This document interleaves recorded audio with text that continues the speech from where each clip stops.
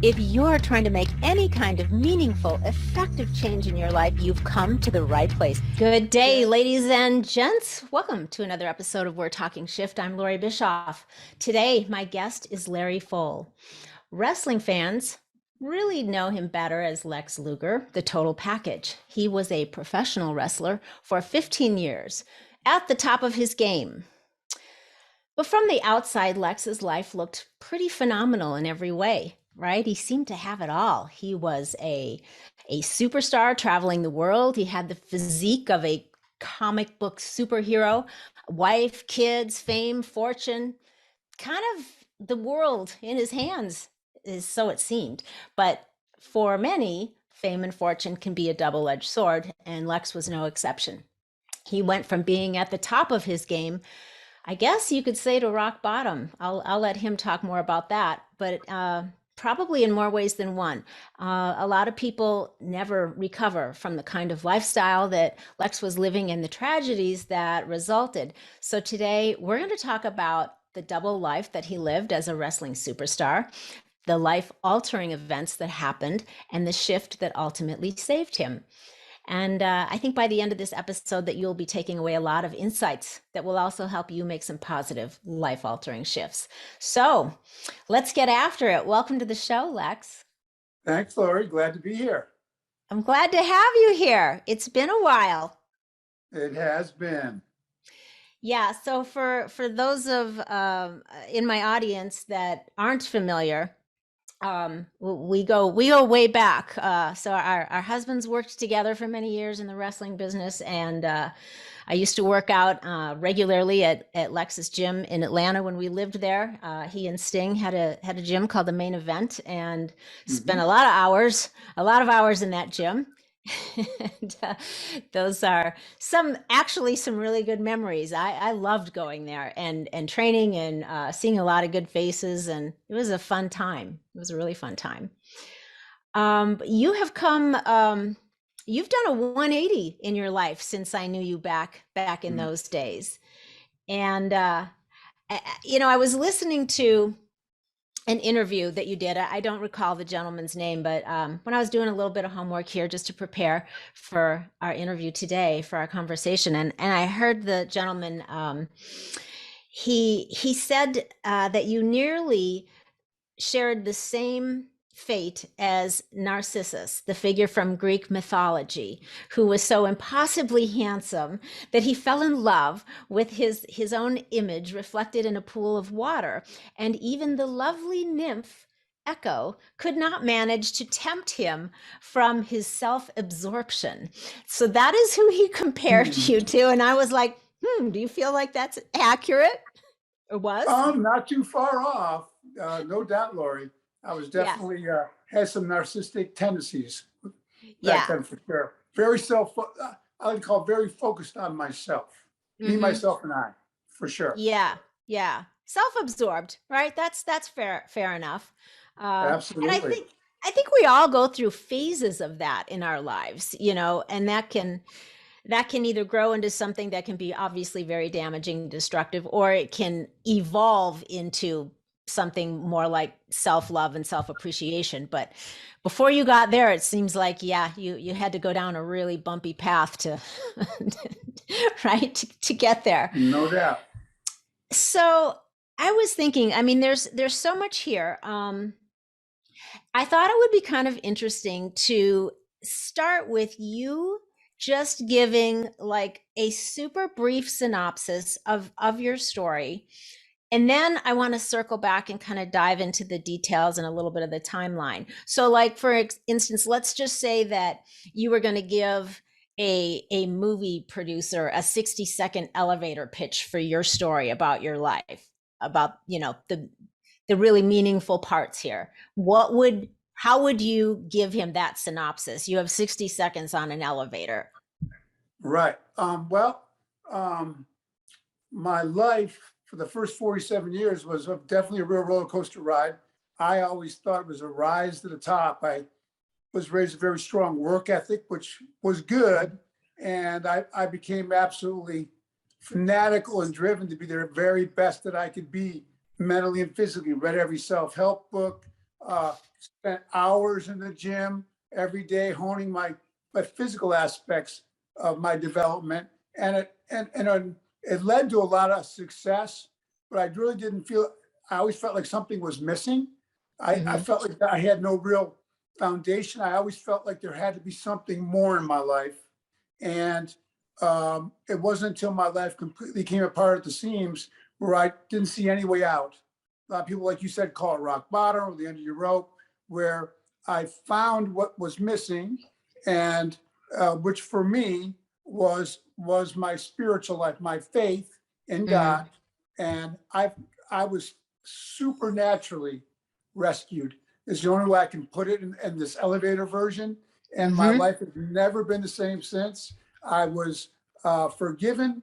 I was redeemed. I was loved on by a lot of people who never gave up on me and mentored me and poured into my life and made the connection with not my physical aspects of my life, my emotional, mind, will, and emotions, and my spiritual side, and brought it all together to apply to my everyday life. And that's kind of the where I'm at now. And I'm in a just thankfully in a wonderful place, in spite of having a spinal cord injury and losing 100 pounds of body weight, muscle wise. I Hmm. can't pump hard at the gym anymore, but I have found that my power, his power, works best in my weakness, so to speak. Hmm. And I kind of, there's a song called Jesus Take the Wheel. I was able to, which was very difficult for me because I was a real control freak. Uh, I feel Yeah. like I don't have to be in charge anymore. I can trust him with driving the car. So, and I'm Yeah. along for the ride. And so it's been a wonderful journey since April 23rd of '06 when that happened. Yeah. So, when you just mentioned about what you lost as far as your physical abilities, you lost weight, you lost your ability to, push a lot of iron in the gym, all of the stuff that, you were so good at, like so good at, and so driven and so committed to. You also lost important people in your life, No doubt. really important people. So, okay, before we get into that, like looking back now, because it's been a while, do you recognize now what should have been warning signs along the way that you were getting really kind of lost and off balance, and things were maybe going in a direction that was not a good direction? Do you recognize now that there were signs that you just didn't recognize at the time? Oh my gosh. Yeah. I ignored every red light, every caution sign without doubt. I was a full speed guy, warp speed. Like I said earlier, very driven, very Mhm. ambitious. I always rationalized or justified what really I was addicted to success and being as physically perfect as I could be at the gym. But I found, but once again, I was never. People said, "God, you must have felt incredible." I always felt I had to look better. So there was when I Yeah. read your book. When I read your book, Lori, um, I was fascinated because when we try to fill our life with money or fame or physical perfection, or we can get addicted to almost anything. Mine included ended up when all those other things, fame and fortune and glamour and money and a beautiful family, a wife and 2 kids, when I felt there's got to be more, I turned to some really negative Hmm. um, ways of exploring that with drugs and alcohol, but I would never admit that I could be addicted to anything. I was Hmm. too disciplined. A lot of people have Yeah. told me, "Wow, Lex, I thought you'd be the last person to ever get addicted to drugs and alcohol." Well, I never thought I was until I Yeah. was.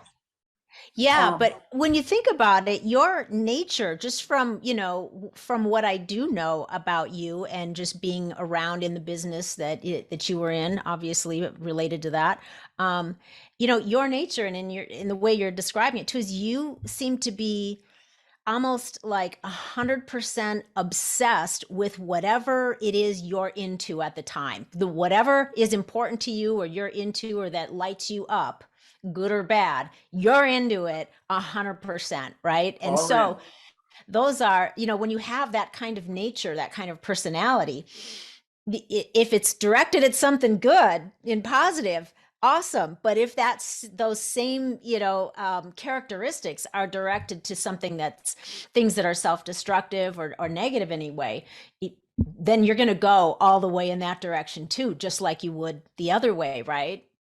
I could have said it better myself, Lori, without a Mm-hmm. doubt. And I always made excuses with the drugs. Oh, my body's getting kind of beat up, so I take some painkillers, and I can stop anytime I want. I used to actually stop when things went really bad towards the end of the late '90s, early 2000s.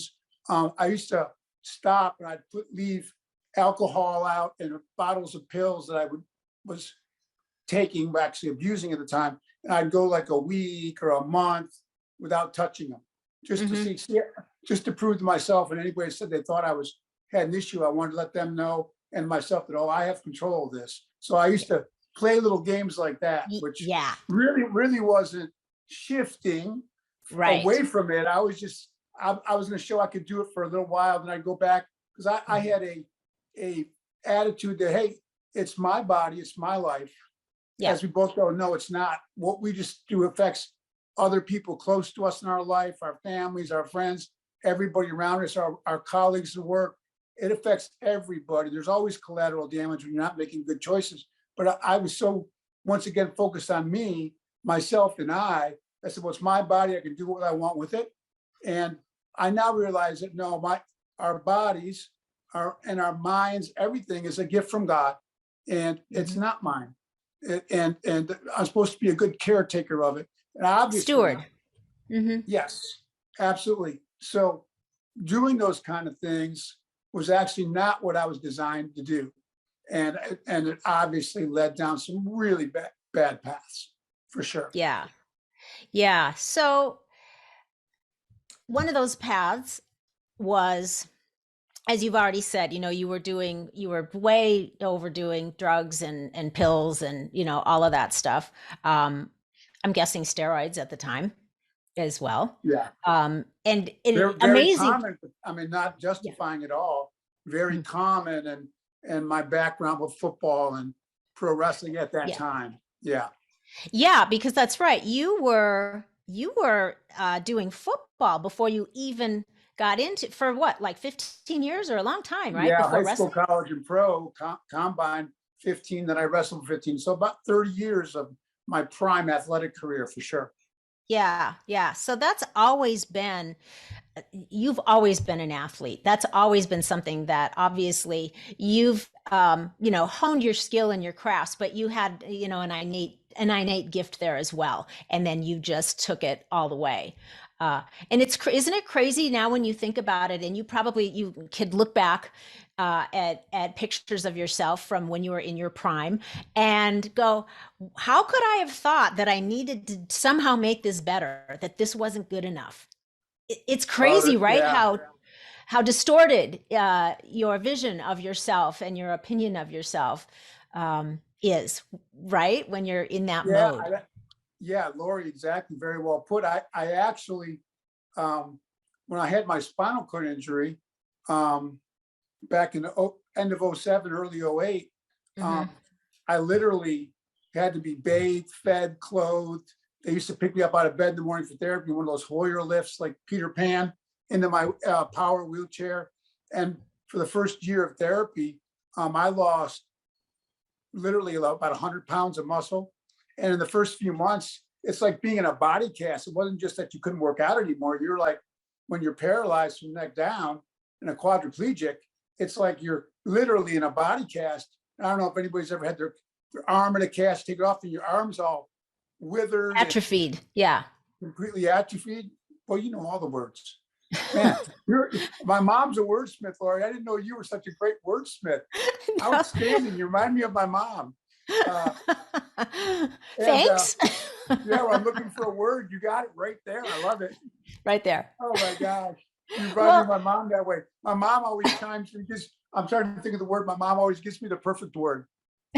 But Well, I'm gonna try to live up to mom's gift there. yeah, And I can tell you right. got that gift of being a wordsmith. But I it's it was almost humorous that I spent all that time never wanting to miss a workout. The things I went to, not miss a workout.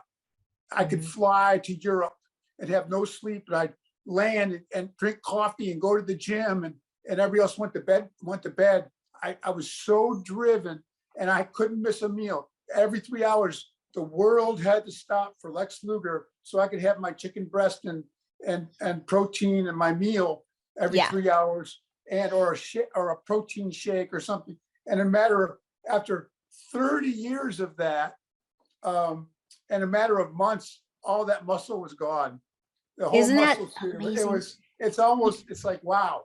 Shows how fleeting when you put all your chips into something that can be transitional, whether it's another relationship with somebody else, your job, your finances, even your physical nature of being a bodybuilder / pro wrestler / pro footballer. When you're putting something that at any time, for whatever reason, could change, you really don't have, once again, a firm foundation that your life is based on. Right. You've built everything on something outside of yourself, because even your body is outside of yourself. You're outside of who you are. You're the very being of you. That's your inner world, and that's untouchable. It's invulnerable. But the body on out, that's your outer world. And when you build everything on that, you're right. I agree. It's not a firm foundation. And when all of those outer things get taken away from you, like they did with you for the most part, from your body on out, you lost those physical abilities, along with people that you loved, and, career opportunities, whatever, all gone. And then you had nothing to do but lay there, and all you had were your thoughts. All you had was yourself. That was a radical shift for you, obviously. No doubt about it. Yeah. So, God, there's so much good stuff here.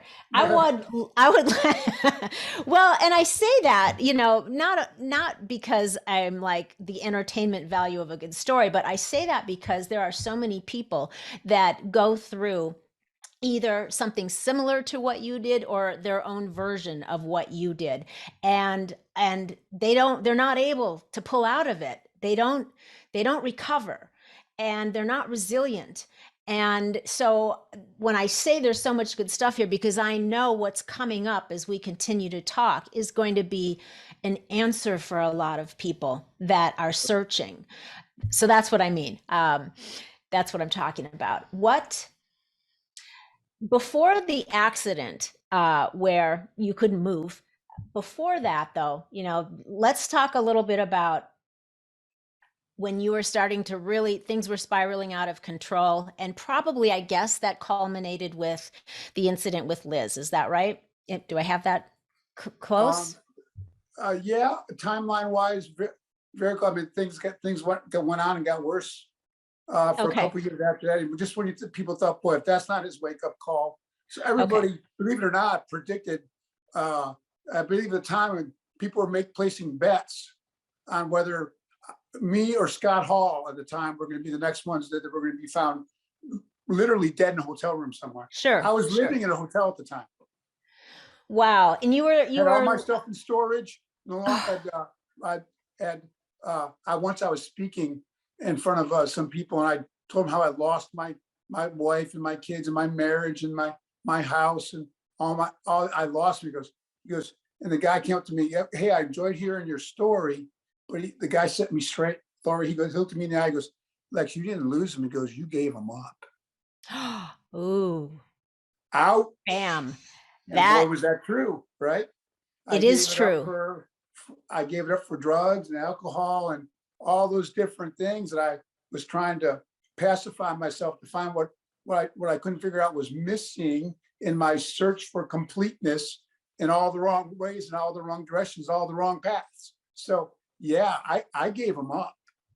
And those nearest years, and the profound effect I had on others, including Elizabeth, who was a very sweet-spirited girl, and she wanted to hang out with me, and so she felt like, I mean, I should do what he does and take pills and drink alcohol. She was 110 pounds. I was 270 pounds. And unfortunately, tragically, she overdosed and I didn't. And yeah. So let's talk about that for a second. So for my audience and people that aren't and weren't wrestling fans, Liz was not only a friend of mine, but she was also in the wrestling business as an on-air character for many years, Miss Elizabeth. And ultimately, her and Lex had a relationship. And this would have been, I guess, your secret life, right? Because you were married with a family. So I was. When we met, Liz was married to a guy down in Miami, and I was married to my wife, Peggy, at the time. And the one thing I said, well, I used to see the guys that had a work-related relationship. I go, wow, why would you do that? Boy, I would never do that. Boom. It happened. It happened gradually over a period of years in the late 90s until we were in a full-blown extramarital affair, both of us. She left, her husband moved to Atlanta, and I literally had a East Side, West Side story going on. I would stay with my family over in Sugarloaf Country Club in Atlanta at night and sleep there. And I go over to the gym, work out, and hang out with Liz during the day because my gym was on the west side of Atlanta. Right. Almost like a complete double life. And how long did that go on? Oh, wow. A few years. Yeah. So we obviously, my husband and I, my family, we lived in Atlanta at the time as well. And, we would all be in the gym often training together or seeing you guys. And Liz was a friend and, we did stuff together. And then we moved in 2000 to Arizona. And I don't remember the year, but not long after that, I got a call that Liz had died. What year was that, Lex? 04. Was 04. So it was a few years. Yeah. And not going to lie, I was really pissed at you for a while. You and Eric both, no doubt. And just for a while, because I was. I mean, Loree, just so you know, I still have massive, at times, hatred from Elizabeth fans on social media and stuff. And I get it. I understand. Yeah. I understand their feelings. And so, I definitely understand. And I think I know because I'm a pretty deeply spiritual person myself. I do my work, and I have been for almost 40 years. So I think that when there's a loss, somebody that we care about, our first instinct or our first response is usually to look for who or what is to blame, because we're mad and we're angry and we're upset and we're sad. And that loss, is just like somebody's at fault here. And, there's that energy that wants to find a place to land. So, so of course was pretty pissed, but, once the emotions calm down and you stop thinking only with emotions and you start to think with your head too, clearly it came around to the realization that Liz was an adult and she made adult decisions.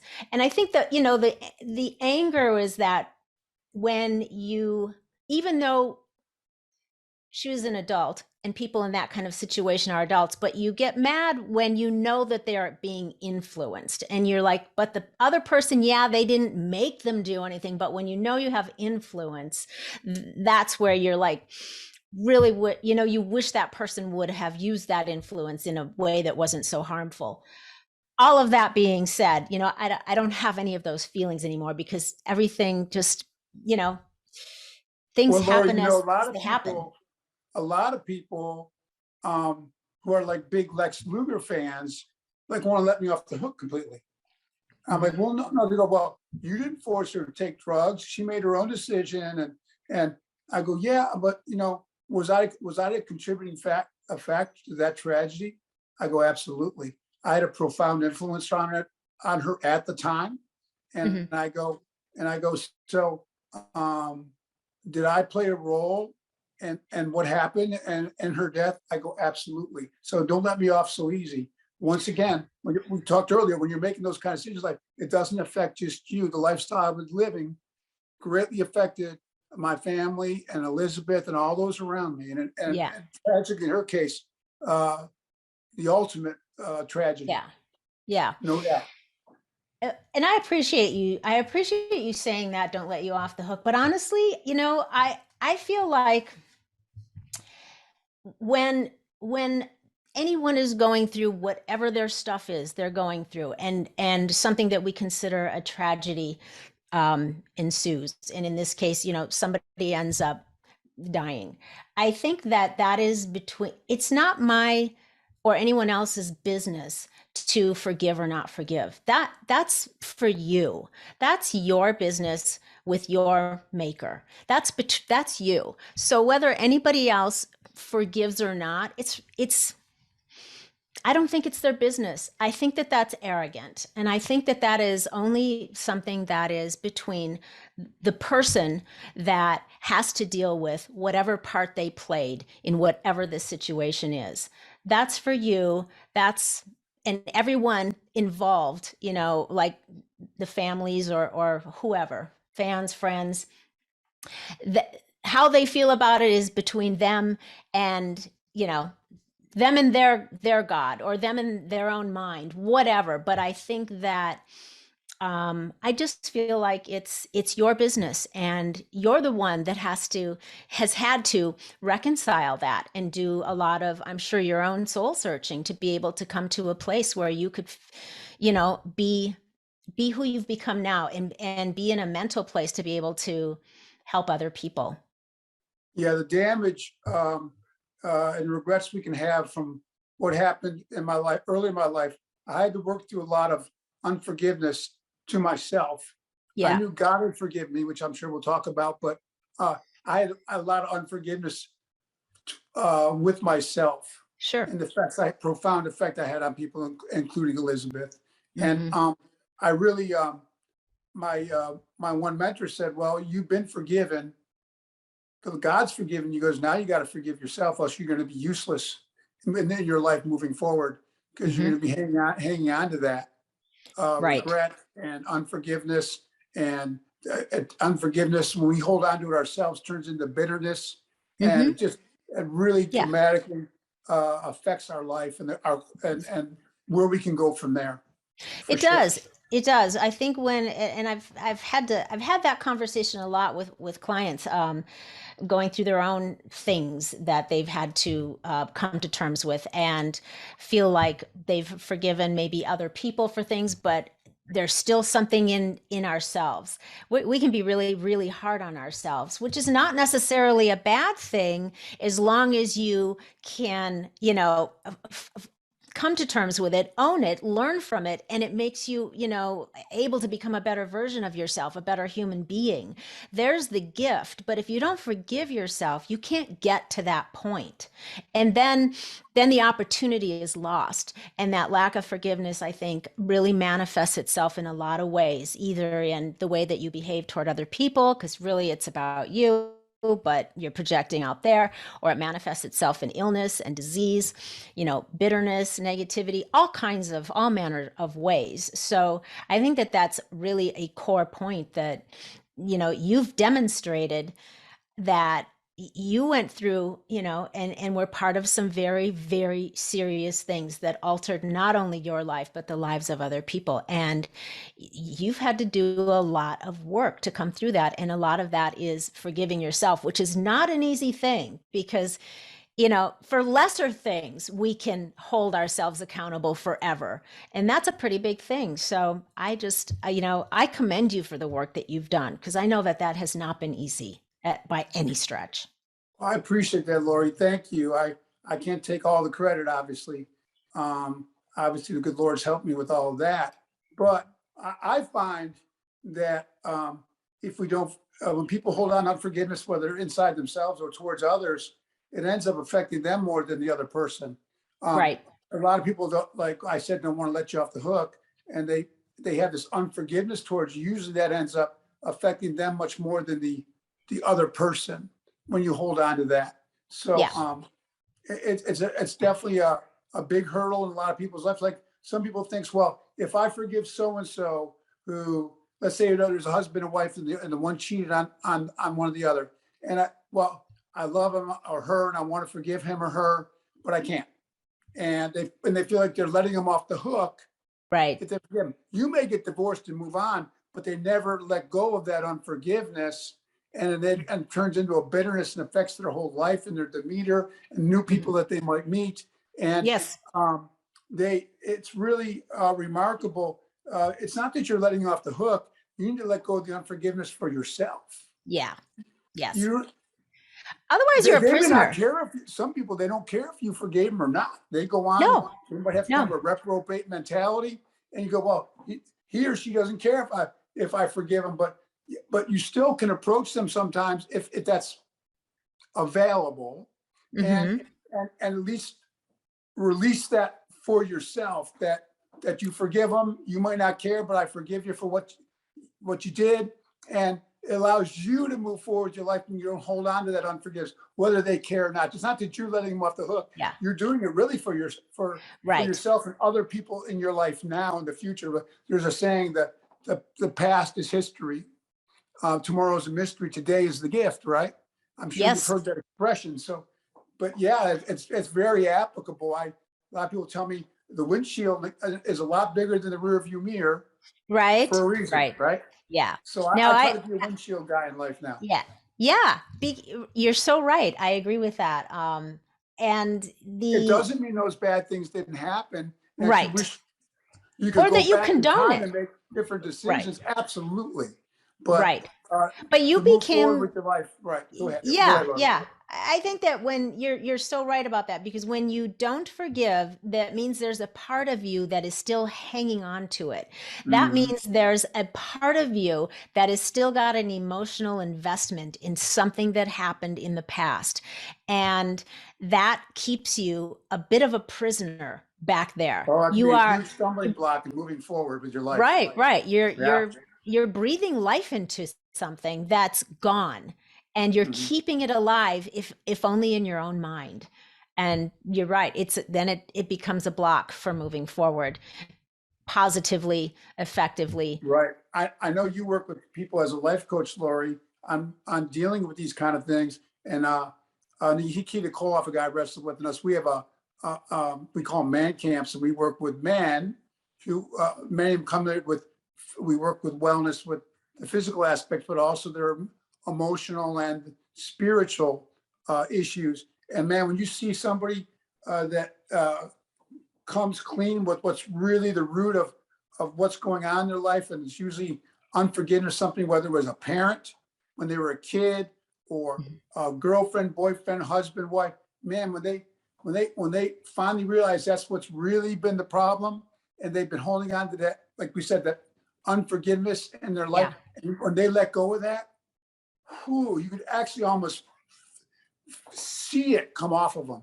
It's like you're carrying that big backpack around or a big log on their back. Right. You see that come off of them, and the change in the demeanor and the way they look when you look them in the eyes. It's absolutely so awesome. It's so incredible to see and witness. That's beautiful. That's an amazing thing. I love that you're doing that. I think that that's very cool. And before we sign off at the end of this, I want to make sure that you talk about where people can find out more about that, because I think it's a much needed thing. So let's talk about, all right, the whole thing with Liz happens, but that wasn't the end for you. You were still spiraling then. So take me from there to a stubborn man. From there right to however this injury occurred. So I don't know even actually exactly how that happened. So get me there next. More drugs, more alcohol, more drugs, more alcohol, more drugs, more alcohol. I'm so thankful to be on this podcast with you right now. I'm so thankful every day I wake up that God's given me a second chance, because so many of my colleagues didn't make it. I was in a hotel, living out of a hotel, put all my so-called stuff in storage, and was living out of a hotel room for a year and a half. And I literally, I was up on Elizabeth passed, I was up on 17 felony counts for all the drugs and things they found in the house. Ooh. And I was on a 5-year probation. I kept on violating probation. They put me in and out of jail. My life completely spiraled out of control. Lost my driver's license. Just, I mean, my life was a complete train wreck. And getting into 05. It's a miracle. I was serving my probation out. They wanted to make sure I didn't just get somebody to write it off for me. So the judge made me go down to the dog pound and clean dog and cat cages all day long. And for my community service, I had like 500 hours of community service. I used to go down there for 12 hours a day, cleaning out cat and dog cages. And then I go back to a hotel and just pop pills and drink. And I can't tell you how deep I'd go in. And it is such a miracle of God that I wasn't another victim of in my profession, or whether it's my profession or entertainment business. Sure. It's a miracle of God that I didn't overdose probably so many times. And I had one particular occasion we don't have time for it on this, where I think I actually did overdose, and I was pulled out of it by a light that came on. I was at the bottom of a dark pond, and I was ready to give up and give in. I think I was at the point of an overdose, and I feel that I wasn't spiritual at all. Then I was agnostic, atheist, and there was a light on this tree. I thought it was a dream on the bottom of this dark pond I was in, drowning, which was my biggest fear, right? Of how to die, not breathing, was drowning. I was in the bottom of a pond, and there was this little tiny white light, not shining in at the bottom of the pond, but I knew I couldn't get to the top for air. But there was this little bright white pinhole of light outside of all the darkness. If you think of that picture, that I felt like the Lord was showing me, don't give in, sit up. I felt like I was supposed to sit up towards that little white dot of light. I sat up and came out of it. My heart was pounding. I think I was actually physically going through an overdose. And I feel like God pulled me out of that. Yeah. When I divine intervention person, there. I didn't understand it because I had no relationship with God at that point. I was basically an atheist, agnostic. And at that point, now fast forward, I ended up back in and out of jail, violating my probation. I was gonna go back to wrestling and train and make everything all right again by making a bunch more money and having the big comeback. I went to Canada for my big debut, got all back in shape, and I didn't realize I needed a judge's signature. Ended up getting deported from Canada. I was there illegally without a judge's permission. Extradited back to Atlanta. Spent 4 more months in jail. Oh God, Lex.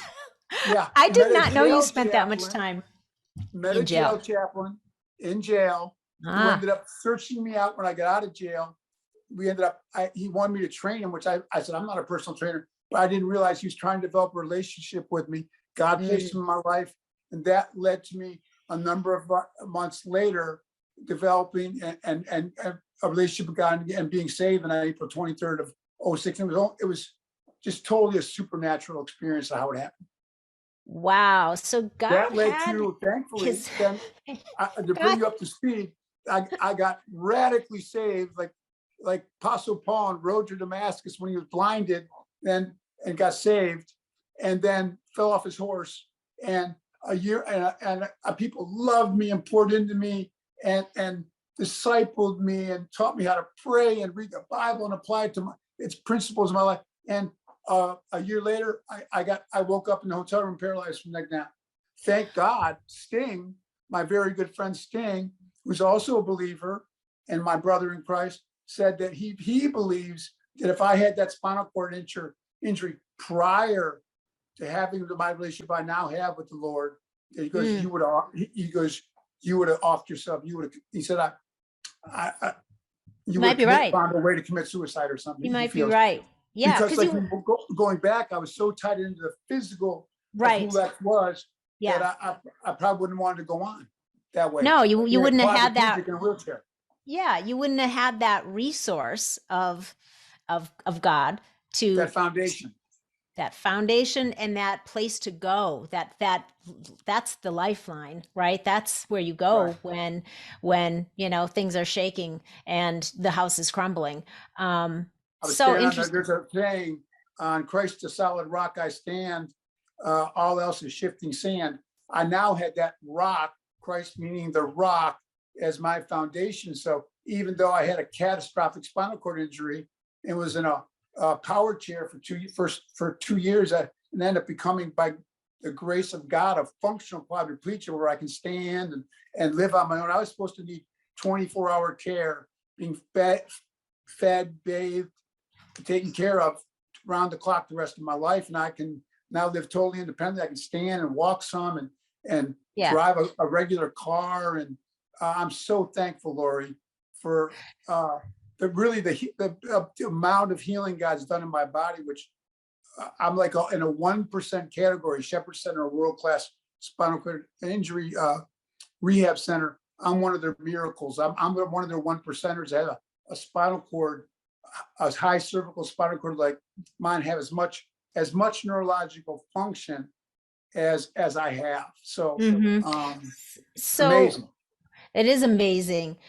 So there wasn't like a particular incident in real time that caused this injury. This was something that was probably brewing from all of your years in being an athlete, especially wrestling, because you know, people don't realize, I think, that how much of abuse the body takes when you're a Loree, wrestler. that's what I thought. But the top neurologists on the planet are at Shepherd Center in Atlanta. And they said, well, no, we didn't see, we saw some damage in there, but to go, nothing that would have led to this. He goes, we put you in a category of transverse myelitis. He goes, a lot of people get that. It's not common, but he goes, a lot of people never did sports, Really? sustained the same type of injury that you have. He goes, it might have had something to do with your football and wrestling career. It may not have. I'm like, wow. So I thought like everybody else, for sure, it must have been all the football and all the guys. They go, we didn't see anything that was indicative. You had what we expected to see for somebody who was a football player, wrestler, but nothing that would have caused that type of So injury. you just woke up one day in that state. And yeah, of course, in a hotel room on the West Coast. I was in Atlanta, in San Francisco, in a hotel room with the door bolted shut. They had to knock the door down. I always did everything with pizzazz, Loree. So what a scene. DDP was there. He was in the room.